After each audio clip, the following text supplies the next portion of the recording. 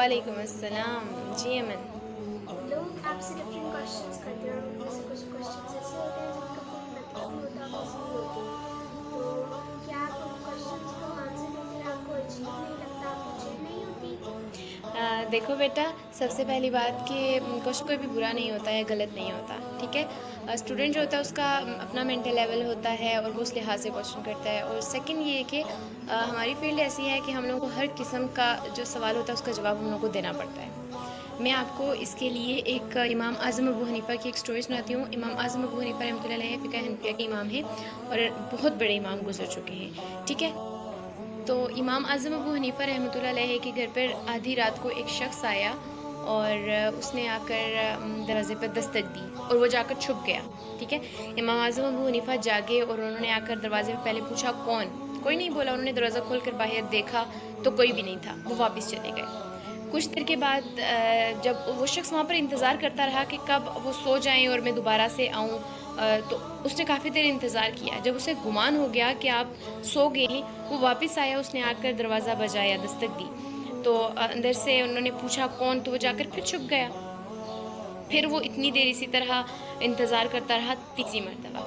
जब तीसरी मरतबा उसने दस्तक दी, आप बेदार होकर नीचे आए और उन्होंने आकर दरवाज़ा खोला तो उन्होंने पूछा कि एक देखा सामने एक शख्स खड़ा है।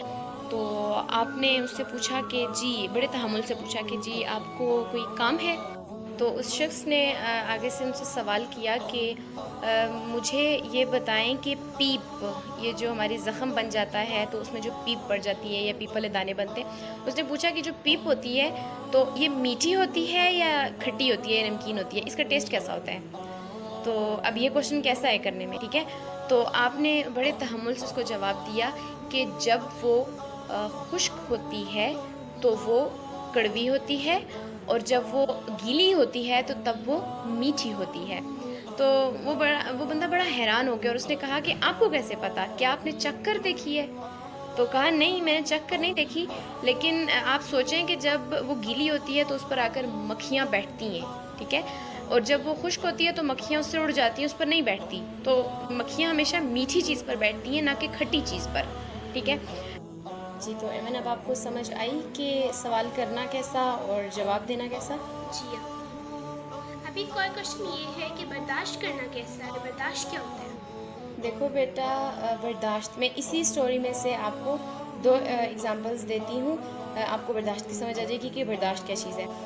बर्दाश्त इमाम आज़म अबू हनीफ़ा ने जो 3 मरतबा उस शख्स के बार बार जगाने को उन्होंने किया, वो बर्दाश्त था। और दूसरा ये कि जब जगाने के बावजूद वो नीचे आया और उसने इतना बेहुदा सवाल किया और उन्होंने उसको इतनी तहम्मुल मिजाजी से और इतना अच्छा उसका जवाब दिया, ये बर्दाश्त है। तो हमारी अल्लाह तबारक व तआला से दुआ है कि अल्लाह ताला हम सबको सब्र करने की तौफ़ीक अता फ़रमाए और आमीन सुम्मा आमीन। और हम सबको अपने अहकामात पर अमल पैरा होने की तौफ़ीक अता फ़रमाए।